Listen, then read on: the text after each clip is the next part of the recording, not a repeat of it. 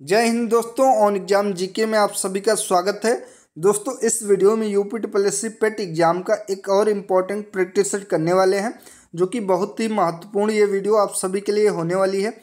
आप लोग इस वीडियो में अंत तक बने रहें और इसको ज़्यादा से ज़्यादा शेयर करें ताकि और लोग भी जुड़ पाएँ। तो चलिए आज की वीडियो शुरू करते हैं। पहला क्वेश्चन है, सूची 1 को सूची 2 के साथ सुमेलित करें और नीचे दिए गए कूट से सही उत्तर का चयन करें। सबसे पहले है भारत शासन अधिनियम, तो ये 1935 का है। कृषि प्रस्ताव जो कि 1942 का है। अगस्त प्रस्ताव 1940 का है और वेवेल योजना ये 1945 की है।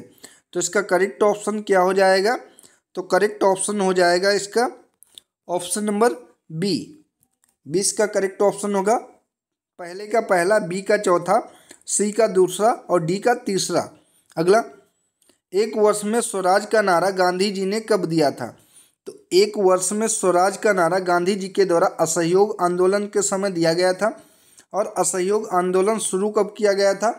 तो ध्यान रखेंगे 1 अगस्त 1920 को असहयोग आंदोलन की शुरुआत की गई थी। अगला, जब रोलेट एक्ट पारित हुआ था उस समय भारत का वायसराय कौन था? तो जब रोलेट एक्ट पारित हुआ था 1919 में, उस समय भारत का वायसराय लॉर्ड चेम्सफोर्ड था। Option number C correct option है। निम्नलिखित सत्याग्रहों में से किसका नेतृत्व महात्मा गांधी ने नहीं किया था? भारत छोड़ो आंदोलन, सविनय अवज्ञा आंदोलन, बारदोली सत्याग्रह और खेड़ा सत्याग्रह। तो इनमें से बारदोली सत्याग्रह में नेतृत्व महात्मा गांधी ने नहीं किया था, सरदार वल्लभ भाई पटेल ने किया था, जहाँ की महिलाओं ने सरदार की उपाधि से सम्मानित किया था। Option number C correct option है। कलकत्ता में एशियाटिक सोसाइटी ऑफ बंगाल की स्थापना 1784 में किसने की? तो कलकत्ता में एशियाटिक सोसाइटी ऑफ बंगाल की स्थापना विलियम जोन्स के द्वारा की गई, जो कि 1784 में की गई। Option number B correct option है। अगला, निम्नलिखित घटनाओं पर विचार कीजिए और इन्हें कालक्रमानुसार व्यवस्थित कीजिए। तो कन्नौज का युद्ध 1540 में हुआ था। चौसा का युद्ध तो 1539 में हुआ था। और तालीकोटा का युद्ध ये 1565 में हुआ था। और खानवा का युद्ध ये 1527 में हुआ था। तो इसका करेक्ट ऑप्शन हो जाएगा ऑप्शन नंबर ए। अगला, कृष्णदेव राय के दरबार में अष्टदिग्गज कौन थे? तो कृष्णदेव राय के दरबार में अष्टदिग्गज 8 तेलुगु कवि थे। ऑप्शन नंबर 20 का करेक्ट ऑप्शन हो जाएगा। ठीक है। अगला, निम्नलिखित में से किसने राष्ट्रकूट साम्राज्य की नींव रखी? तो राष्ट्रकूट साम्राज्य की नींव अमोघवर्ष प्रथम के द्वारा रखी गई। Option number A correct option है। अगला, सूची 1 को सूची 2 से सुमेलित कीजिए तथा सूचियों के नीचे दिए गए कूट से सही उत्तर का चयन कीजिए। सबसे पहले चंद्रगुप्त मौर्य, तो चंद्रगुप्त मौर्य जो कि सैंड्रोकोट्स, बिंदुसार का हो जाएगा अमित्र घाट, अशोक का हो जाएगा प्रियदर्शी, और अशोक का होगा प्रियदर्शी, और चाणक्य का हो जाएगा विष्णुगुप्त। ये सभी उपनाम हैं। तो इसका करेक्ट ऑप्शन हो जाएगा option number C correct option हो जाएगा। ए का दूसरा, बी का तीसरा, सी का पहला और डी का चौथा। ये ध्यान रखेंगे आप लोग। सत्यमेव जयते शब्द किस उपनिषद से लिया गया है? तो सत्यमेव जयते मुंडकोपनिषद से लिया गया है। Option number A correct option है। अगला, काठमांडू की राजधानी है, तो काठमांडू जो कि नेपाल की राजधानी है। इंपॉर्टेंट क्वेश्चन है। Option number A correct option है। पृथ्वी का सर्वाधिक शुष्क क्षेत्र कौन सा है? अरब का मरुस्थल, आटाकामा मरुस्थल, गोबी मरुस्थल या फिर थार मरुस्थल? तो पृथ्वी का सबसे ज़्यादा शुष्क क्षेत्र आटाकामा मरुस्थल है। Option number B correct option है। भारत का सबसे बड़ा बॉक्साइट उत्पादक राज्य कौन सा है? तो भारत का सबसे बड़ा बॉक्साइट उत्पादक राज्य उड़ीसा है। Option number A correct option हो जाएगा। अगला, किस राज्य में मानस टाइगर रिजर्व है? तो मानस टाइगर रिजर्व असम राज्य में है। ध्यान रखेंगे। Option number C correct option है। अगला, एलएसी वास्तविक नियंत्रण रेखा भारत और किस देश के बीच एक प्रभावी सीमा रेखा है? तो ये भारत और चीन के बीच रेखा है, जिसे मैकमोहन रेखा के नाम से जानते हैं। किस नाम से जानते हैं? तो एलएसी को ही मैकमोहन रेखा के नाम से जानते हैं। और भारत और पाकिस्तान के बीच कौन सी रेखा है, बताएंगे आप लोग। क्या इसका करेक्ट ऑप्शन हो जाएगा? तो भारत और पाकिस्तान के बीच रेड क्लिफ रेखा है, ध्यान रखेंगे। और पाकिस्तान और अफगानिस्तान के बीच डूरंड रेखा है, ये भी ध्यान रखेंगे। अगला, मीरा सेठ समिति का संबंध किससे था? तो मीरा सेठ समिति का संबंध हथकरघा क्षेत्र के विकास से था। हथकरघा क्षेत्र के विकास से था। Option number A correct option है। अगला, केंद्रीय बजट 2022-23 में प्राथमिक घाटा अनुमानित किया गया है। तो केंद्रीय बजट 2022-23 में प्राथमिक घाटा जो कि सकल घरेलू उत्पाद का 2.8% अनुमानित किया गया है। Option number A correct option है। आयकर विभाग द्वारा जारी पैन कार्ड निम्न में से किस उद्देश्य के लिए प्रयोग नहीं किया जा सकता? पते का प्रमाण, पहचान का प्रमाण, पंजीकृत करदाता का प्रमाण या फिर जन्म तिथि का प्रमाण। तो ये पते का प्रमाण नहीं करता। Option number B correct option है। अगला, राष्ट्रीय विकास परिषद का गठन जिस तिथि को हुआ वह कौन सी तिथि थी? तो राष्ट्रीय विकास परिषद का गठन 6 अगस्त 1952 को हुआ था। Option number C correct option है, ध्यान रखेंगे। अगला, भारत में पहली पंचवर्षीय योजना का आधार क्या था? तो भारत में पहली पंचवर्षीय योजना जो कि हैराल्ड डोमर मॉडल पर आधारित थी। Option number A correct option है। और पहली पंचवर्षीय योजना का कार्यकाल क्या था? तो 1951 से लेकर 1956 तक इसका कार्यकाल था, ये भी ध्यान रखेंगे। निम्नलिखित में से लोकसभा के प्रथम महिला अध्यक्ष का नाम बताएं। सुषमा स्वराज, मार्गरेट अल्वा, मीरा कुमार, सरोजिनी नायडू। तो इनमें से लोकसभा के प्रथम महिला अध्यक्ष जो कि मीरा कुमार थी। Option number C correct option है। भारतीय संविधान का जनक किसे माना जाता है? तो डॉक्टर भीमराव अंबेडकर को भारतीय संविधान का जनक माना जाता है। Option number D correct option है। अगला, राष्ट्रपति अपना इस्तीफा किसे संबोधित करता है? यदि राष्ट्रपति को अपना इस्तीफा देना हो तो किसे देगा? तो उपराष्ट्रपति को देगा। Option number A correct option है। अगला, लोकसभा के पहले उपाध्यक्ष कौन थे? तो लोकसभा के पहले उपाध्यक्ष एम अनंत शयनम अयंगर थे। और लोकसभा के पहले अध्यक्ष कौन थे? तो लोकसभा के पहले अध्यक्ष जीवी मावलंकर थे, ये भी ध्यान रखेंगे। Option number C correct option होगा। अगला, भारत के संविधान का वह कौन सा अनुच्छेद है जिसमें भारत के नियंत्रक और महालेखा परीक्षक का उल्लेख है? तो ये अनुच्छेद 148 के अंतर्गत उल्लेख है। Option number B correct option है।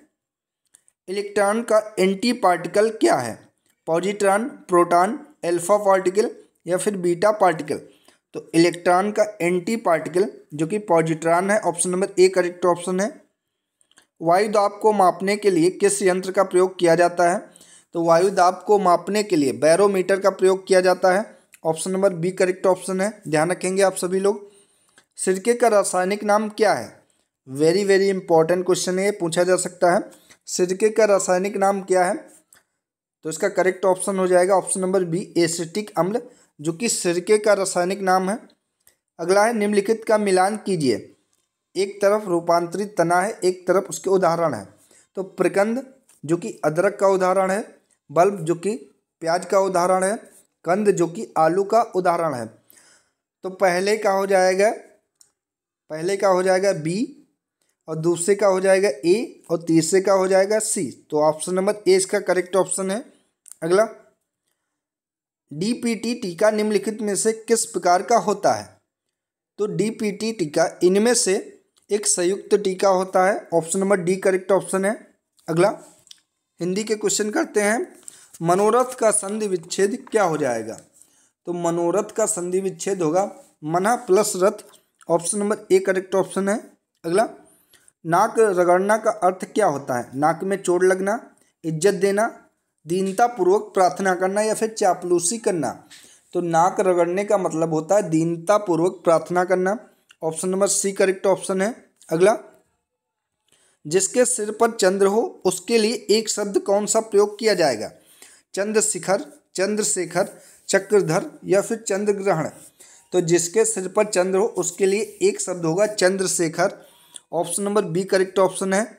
अगला, उत्कर्ष शब्द का विलोम शब्द क्या है? तो उत्कर्ष शब्द का विलोम शब्द है अपकर्ष। Option number C correct option है। आग शब्द का पर्यायवाची कौन सा है? तो आग शब्द का पर्यायवाची पुंडरीक है। Option number A correct option है। अगला, जून 2022 में हरियाणा में संपन्न खेलो इंडिया यूथ गेम्स 2021 में कौन राज्य पदक तालिका में पहले स्थान पर है? तो कौन सा राज्य पहले स्थान पर है? इसका करेक्ट ऑप्शन हो जाएगा Haryana. Option number D correct option है। अगला, मार्च 2022 में जारी भारत टीबी रिपोर्ट के अनुसार वर्ष 2021 में देश में टीबी के मामले में कितने प्रतिशत की वृद्धि दर्ज की गई है? तो 19% की वृद्धि दर्ज की गई है। Option number C correct option है। फरवरी 2022 में किसे विश्वविद्यालय अनुदान आयोग यूजीसी का नया अध्यक्ष नियुक्त किया गया है? तो यूजीसी का नया अध्यक्ष प्रोफेसर एम जगदीश कुमार को नियुक्त किया गया है। Option number A correct option हो जाएगा। ठीक है। अगला, फरवरी 2022 में लॉन्च की गई केंद्रीय क्षेत्र की योजना स्माइल योजना के लिए सामाजिक न्याय एवं अधिकारिता मंत्रालय ने वर्ष 2021-22 से 2025-26 तक की अवधि के लिए कितनी राशि का आवंटन किया है? तो 365 करोड़ रुपए का आवंटन किया गया है। Option number D correct option है। अगला, मई जून 2022 में आयोजित 94 स्क्रिप्स नेशनल स्पेलिंग बी प्रतियोगिता 2022 में जीत हासिल करने वाली भारतीय मूल की अमेरिकी छात्रा का क्या नाम है? तो ये अमेरिकी छात्रा है हरिनी लोगन। Option number A correct option है। मार्च 2022 में तीसरे राष्ट्रीय जल पुरस्कार समारोह में उत्तर प्रदेश को सर्वश्रेष्ठ राज्य श्रेणी में कौन सा स्थान प्राप्त हुआ है? तो यूपी को पहला स्थान प्राप्त हुआ है। Option number A correct option है। मार्च 2022 में भारत अमेरिका सैन्य सहयोग समूह की 19वीं बैठक कहाँ संपन्न की गई? तो 19वीं बैठक संपन्न की गई है आगरा में। Option number B correct option है। अगला, जुलाई 2021 में भारत में स्थित किस हड़प्पा कालीन स्थल को यूनेस्को ने विश्व धरोहर स्थल की सूची में शामिल किया है? तो धौलावीरा को शामिल किया। Option number C correct option है। नॉर्वे की राजधानी क्या है? Buenos Aires, Rome, Ottawa, Oslo. तो नॉर्वे देश की राजधानी है Oslo. Option number D correct option है।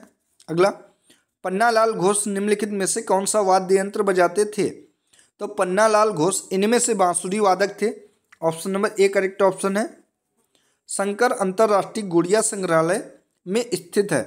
तो शंकर अंतर्राष्ट्रीय गुड़िया संग्रहालय जो कि नई दिल्ली में स्थित है, ए करेक्ट ऑप्शन है। ठीक है। अगला, निम्नलिखित पुस्तकों में से किस पुस्तक का लेखन वराह मिहिर ने किया है?